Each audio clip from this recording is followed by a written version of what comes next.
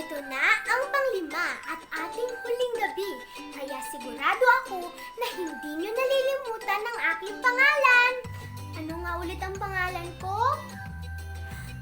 Tama! Ako si Onyx. Matagal-tagal ko na rin kayong nakakasama sa gabi-gabi nating story time. Pero ang totoo, lahat ng bagay ay may katapusan. At ngayon, sa ating huling gabi, dalangin ko ay marami kayong natutunan mula sa ating mga nakaraang stories at Bible memory verses. At dahil ito na rin ang ating last na kwento, sulitin na natin ang ating huling gabi ha! Bago ulit tayo magsimula, nais ko munang malaman kung naalala niyo ulit ang ating kwento kagabi. Ang galing! Very good! Tama kayo! Ang kwento natin kagabi ay tungkol kay Dorothea Dix, isang babae na ipinaglaban ang karapatan ng mga tao na may mga mental illnesses. Dalangin ko ay marami kayong aral na natutunan sa kwento ng buhay ni Dorothea Dix. Isa pa, naalala niyo rin ba ang ating memory verse kagabi? Sige! I-recite natin. Psalm chapter 119, verse 105. Your word is a lamp for my feet and a light on my path. Mamaya, ibigay ko sa inyo ang panglima at huli nating Bible memory verse. Kaya huwag niyong kalimutan na isulat ulit ito katulad ng mga nakaraang gabi ha. Okay ba yun? Very good! Excited na ba kayo sa ating huling kwento? Sige! Para tayo ay makapagsimula na, pwede bang mag-pray na tayo? Don't forget our prayer position! Sige! Prayer position! 1, 2, 3. Manalangin tayo. Panginoon, gabayan niyo po ulit kami ngayong gabi. Bigyan niyo po kami ng pangunawa para maintindihan po namin ang inyong mensahe para sa amin ngayong gabi. Ito po ang aming dalangin sa pangalan ni Jesus. Amen. Ayan! Pwede na tayong magsimula. May tanong ako sa inyo. May mga kilala ba kayong mga tao na may kapansanan sa paningin pero nakilala sila dahil naging inspiring ang buhay nila? Talaga? Very good! May mga ipapakita ako sa inyo ng mga larawan ng mga kilalang tao na may kapansanan sa paningin na nagbigay ng inspirasyon sa marami. Tingnan nyo kung mahulaan ninyo kung sino sila ha. Pwede kayong magpatulong sa inyong mga magulang. Ready na kayo? Sige! Ito ang unang larawan. Kilala niyo ba siya? Tama!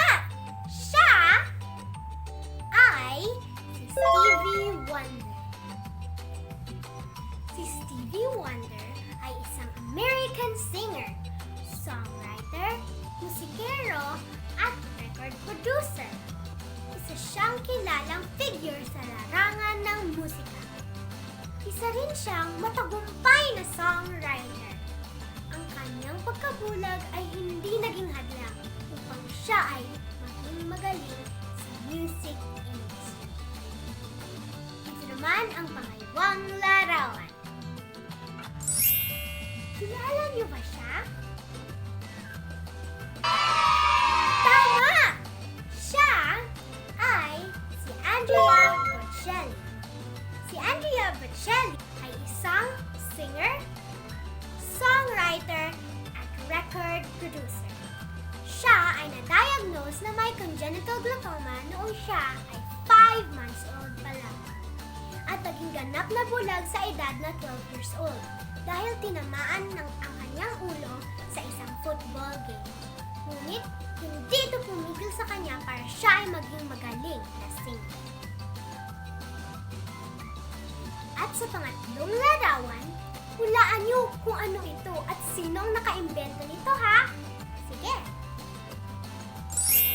Ayan! Alam niyo ba kung ano ito? Tama! Ito ang Braille system.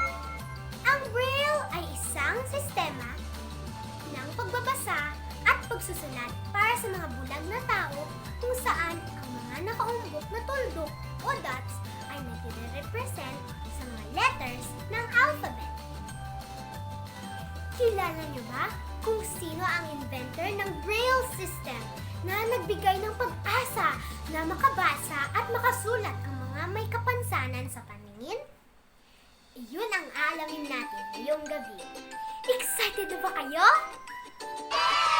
Sige, upo na tayo.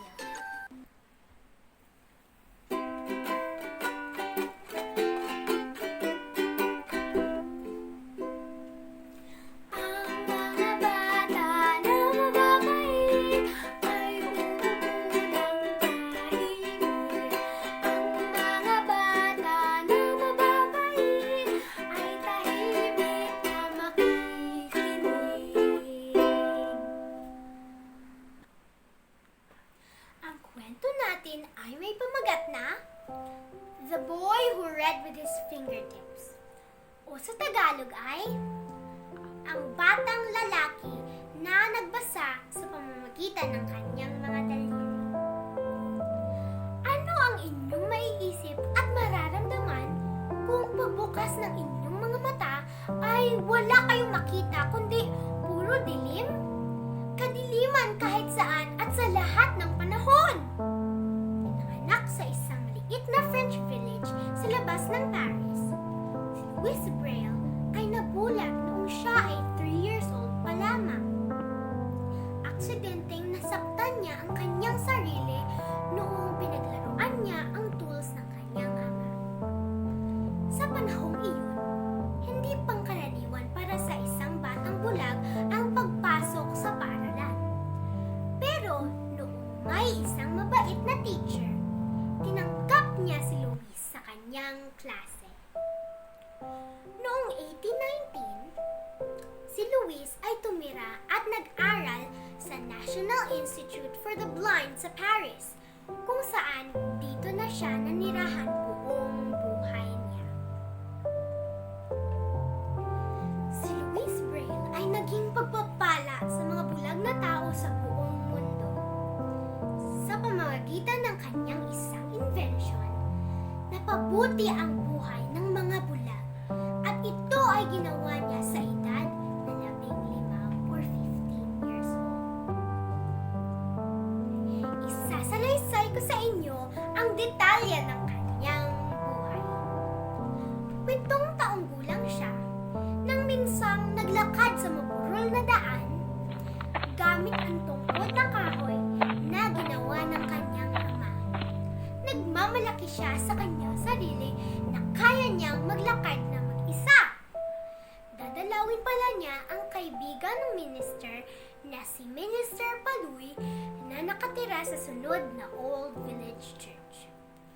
Ayaw na sana niyang alalahanin ang aksidenteng nangyari na siyang dahilan ng kanyang pagkabulag. Pero habang siya'y naglalakad, kanyang itong binalikan sa kanyang isip. Siya ay naglalaro ng leather scrap sa sahig sa shop ng kanyang ama. Kabilin-bilinan ng kanyang ama na huwag pakialaman ang mga matatalas na tools na nakabitin sa itaas ng bahay. Noong araw na iyon, may customer na pumunta at nabisi ang kanyang ama sa pag-aasikaso sa customer na iyon. Habang sila ay nag-uusap, tumingala si Louis sa itaas at nakita niya ang makumikintab na tools. Sabi niya sa kanyang sarili, magagawa ko rin kayang butasan ang leather na ito katulad ng nakikita kong ginagawa ni Papa? At naisipan niya ang umakyat at nakalas niya ang mga tools. Subalit, ang kanyang paa ay nadulas at tuloy-tuloy na siyang nahulog sa sahig at tumusok ang mga tools sa kanyang mga mata. Itinakbo siya ng kanyang mga magulang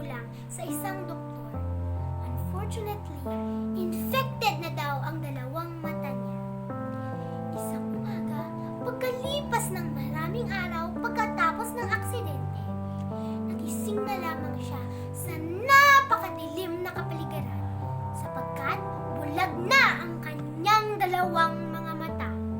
Wala na siyang makita.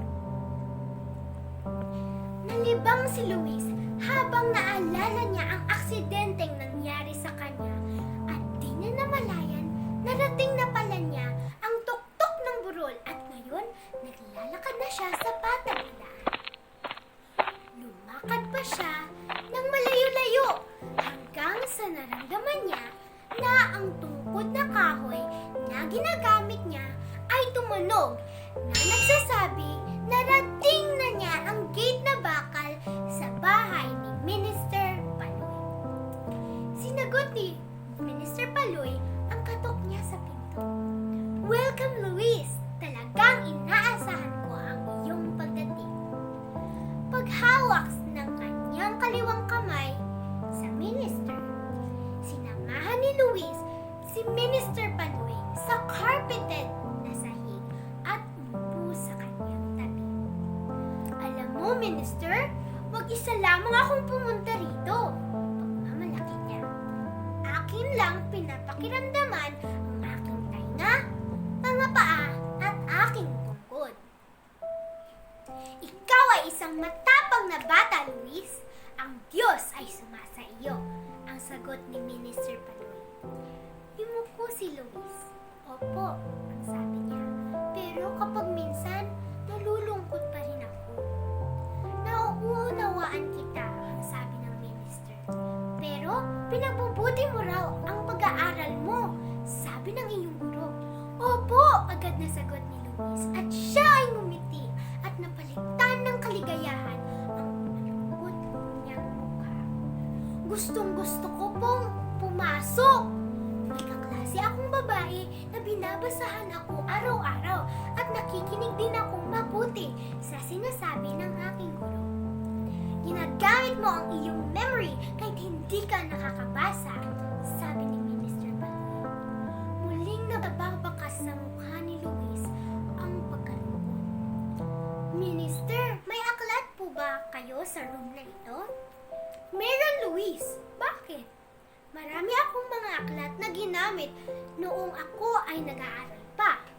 Tumayo ang minister. "Halika, ipapakita ko sa iyo." Hinawakan niya si Luis at dinala niya sa isang wooden bookcase. Inabot ni Luis sa kanyang dalawang mga kamay at hinaplos-haplos ang mga aklat. Kinuha niya ang mga aklat na malapit sa kanyang ilong at siningot-singot ang leather na cover at sobrang luma ang mga pahina nito.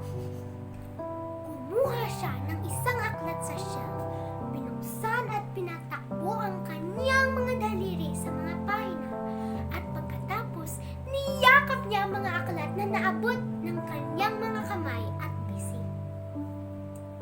"Minister, gustong-gusto ko ang mga aklat!" ang malakas niyang sigaw. "Gusto ko itong basahin na lahat!" Sobrang naawa na tiningnan siya ng minister at ang sabi, "Halika anak, umupo ka sa tabi ko at manalangin tayo." "Panginoon," ang sabi ni Minister Paloy, "alam niyo po ang bilang ng buhok ni Luis sa kanyang ulo. Alam niyo rin ang katapangan niya harapin ang pagiging bula at mga panunukso na ginagawa sa kanya. Pagpalain niyo po ang pag-aaral niya at aking idinadalangin na sana isang araw ipakita niyo sa kanya kung paano niya basahin ang mga aklat na gustong-gusto niya." Napuno ng luha ang mga mata ni Luis. "Opo na mahal na Diyos, iyon ang aking gustong mangyari," pabulong niyang sabi. Gumaan ang pakiramdam ng minister. Hinawakan ang kamay ni Luis at ang sabi, "Luis, alam ko na gagamitin ng Diyos ang pagiging bulag mo for His glory at para sa ikabubuti ng iba." Noong gabing iyon, pagbalik niya sa kanilang Luis malapit sa fireplace. Inawit ang kanta na natutunan niya sa paaralan. At naamoy niya ang isang napakasarap na amoy. Siya ay napangiti nang makilala ang smell na iyon. Nilagang manok, Mama! Paborito ko yan! Kahit gabi na, naririnig pa rin ni Luis ang kanyang ama na may pinupukpok sa workshop. Nakapit siya sa pinto. Anong ginagawa mo, Papa? Nagpatuloy sa pagpupukpok ang ama ni Luis ng ilang minuto bago siya sinagot. Meron akong ginawa para sa iyo, anak, ang sagot ng ama. At inabot ang isang kapirasong square na kahoy. Hinawakan ni Luis ang kahoy at hinipo ito ng kanyang mga daliri. Puno ng pako ito, Papa. Binilang ko lahat-lahat merong 16 na mga pako. Para saan po ito? Inisip ko lang na mag-e-enjoy ka na paglaruan ito, ang sagot ng ama. Pagkatapos manalangin, pinagsaluhan ng mag-anak ang nilagang manok. Ang kapatid na matanda ni Luis na nagngangalang Henry ay nagtanong, anong kwento sa Biblia ang gusto mong ikwento ko sa iyo ngayon? Saglit nag-isip si Luis. Pagkatapos, sinabi niya, paborito ko ang kwento ni Joseph at ang maganda niyang coat na may iba't ibang kulay. Paborito ko rin iyan, ang sabi ng kanyang ina. Ano pang nagustuhan mo, Luis, sa kwento? Tanong ng kanyang ina. Nagustuhan ko po na kahit si Joseph ang pinakamaliit sa magkakapatid, pero sa katapusan, siya ang nakatulong sa kanilang lahat. Sa edad na 10 years old, si Luis ay tumira at nag-aral sa National Institute for the Blind sa Paris. Isang araw, pagkalipas ng 5 taon, si Luis ay nag-daydreaming habang ongoing ang kanyang history class. Luis! Tawag ng guro. Bakit di mo sinasagot ang aking tanong? Anong iniisip mo ngayon? Bigla siyang nagising mula sa kanyang daydreaming. Sinabi ni Luis, Monsieur Zillet, ano pong tinatanong ninyo? Magpaiwan ka pagkatapos ng klase, Luis. Malungkot na sabi ng guro, gusto kong makausap ka. Pagkatapos lumabas ang mga mag-aaral sa classroom, tumayo si Luis sa tabi ng upuan ng kanyang guro. Luis, hindi ka ganyan dati, ang sabi ni Monsieur Zillet. Ikaw ay 15 years old na. Matanda ka na para mangarap. Nilapitin niya si Luis. Ano bang iniisip at ginagawa mo na ikaw ay parang pagod na pagod? Malungkot na itinuro ang kanyang ulo. Iniisip ko kasi kung papaano kaming mga bulag ay makakabasa. Gabi-gabi, aking sinusubukan ang iba't ibang touch patterns sa square na kahoy na ginawa ng aking ama na puno ng pako para sa mga alphabets. Pero hindi ko po makuha. Medyo sumimangot ang guro. Luis, pagtuunan mo na lamang ng pansin kung ano ang pwedeng gawin ng isang bulag. Ang pagbabasa ay hindi mahalaga sa isang bulag. Siguro mas maganda kung bibigyan mo ng pansin ang negosyo upang masuportahan mo ang sarili mo sa pagiging bulag. Iyon ang mahalaga. Bumalik si Luis sa kanyang dormitory room. Marahil tama nga ang sinabi ng aking guro. Baka nga pag-aksaya lamang ng oras ang aking ginagawa. Gabing-gabi na nang siya ay umupo at malungkot na nag-isip. Bigla niyang naalaala ang sinabi sa kanya ni Minister Paloy maraming taon na ang lumipas. Naniniwala ako na gagamitin ng Diyos ang pagiging bulag mo for His glory at para sa kabutihan ng marami. Agad siyang lumuhod at nanalangin sa kanyang higaan. Tulungan niyo po ako, mahal na Diyos, ang kanyang panalangin. Inyo pong ipakita kung papaano makabasa ang mga bulag. Nang siya'y humiga, makatulog, may biglang idea siyang naisip. Lumundag siya sa kanyang higaan at kinuha ang wooden board na ginawa ng kanyang ama at ginamit ang matulis na metal stick na ito na ang kanyang ginagamit doon. Mabilis siyang naglagay ng bagong sheet ng papel sa ibabaw ng board. Paano kung gagawa ako ng 2 rows na tig-3 tandok bawat isa? Naisip niya. Mabilis niyang binutas ang mga maliliit na holes sa papel gamit ang stylus na nag-create ng maraming maliliit na patterns o dots. Pagkatapos ay ibinaliktad niya ang papel at nilagay niya ang kanyang mga fingertips sa mga nakaumbok na maliliit na dots. Yes! Bumulong siya. Ang mga maliliit na pattern o dots na ito ay tamang-tama lang para mabasa ng mabilis ng aking mga daliri. At siya'y nag-experiment pa. Gumawa siya ng ibang 6-dot code sa bawat letter ng alphabet.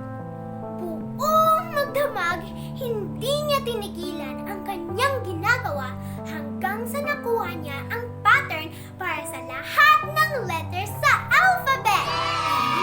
Susubukan kong isulat ang aking buong pangalan, sabi ni Luis. Gumawa siya ng butas sa code para sa kanyang pangalan at nagbadali siya na hipuin ang mga code na ito gamit ang kanyang fingertips. Luis Braille ang kanyang sigaw. Nagawa ko! Nakakabasa na ako gamit ang aking mga daliri! Oh, maraming salamat, mahal na Diyos! You answered my prayer!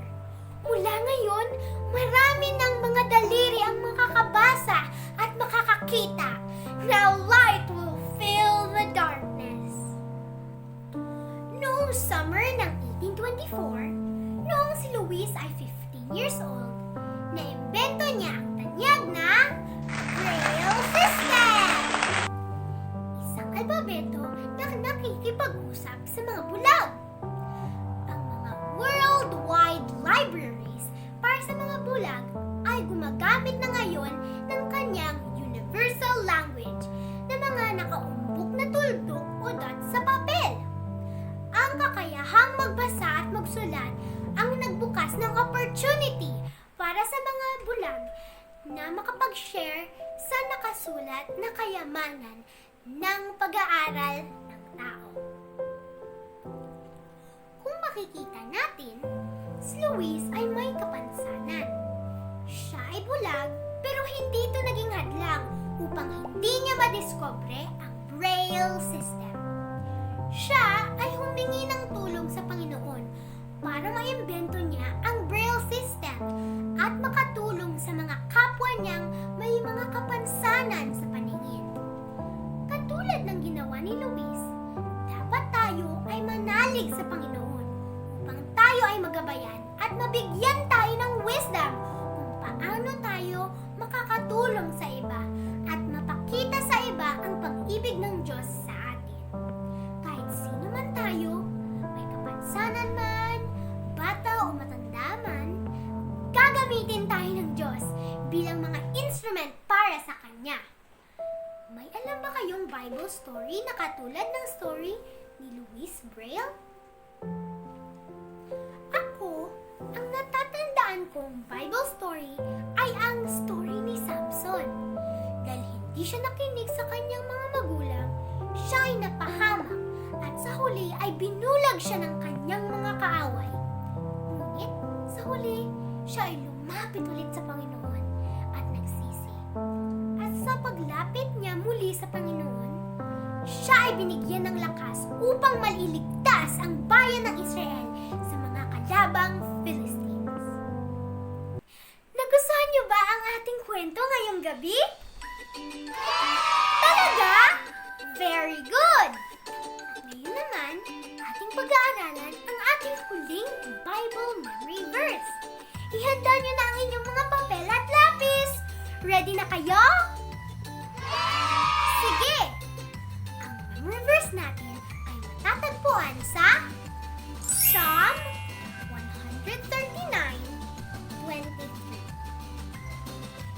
Search me, God, and know my heart.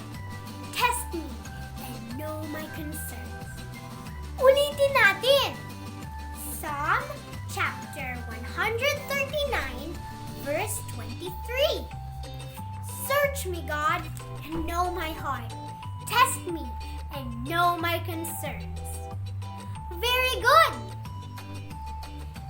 Sa ating pagtatapos, sasamahan ako ng aking mga magulang at aming aawitin ang kantang Give Them All to Jesus.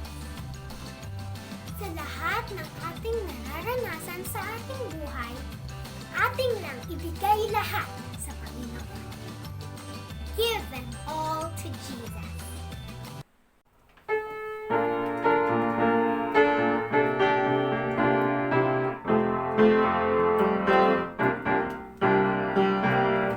Are you tired of chasing pretty rainbows? Are you tired of spinning around and around? Give them all to Jesus. Give them all. Wrap up all the shattered dreams of your life,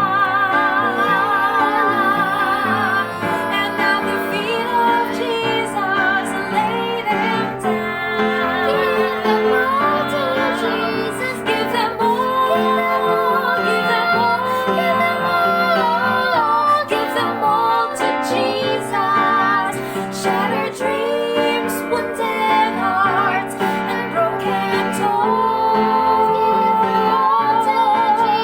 Give them all, give them all, give them all to Jesus, and He will turn your sorrows into joy. He never said there'll be only sunshine. He never said there'll be no rain. Give them all to Jesus. Give them all. He only promised a heart full of singing about the very thing that once brought pain. Give them all to Jesus. Give them all, give them all, give them all to Jesus. Shattered dreams, wounded hearts, and broken toys. Give them all, give them all, give them all to Jesus, and He will turn your sorrows into joy, and He will turn your sorrows into joy.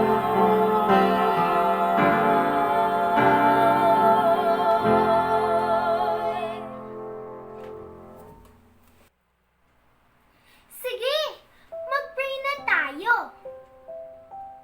Panginoon, salamat po sa mensahe ng kwento ni Luis Brel. Lord, we offer to you all our weaknesses, failures, and disappointments.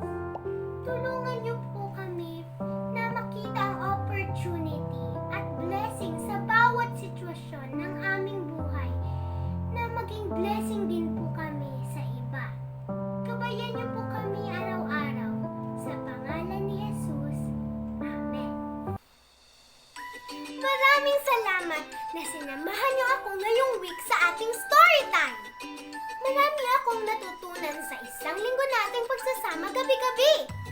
Dalangin ko na sana ay patuloy tayo na magbasa at mag-aral ng mga kwento that would inspire us to do more for Jesus.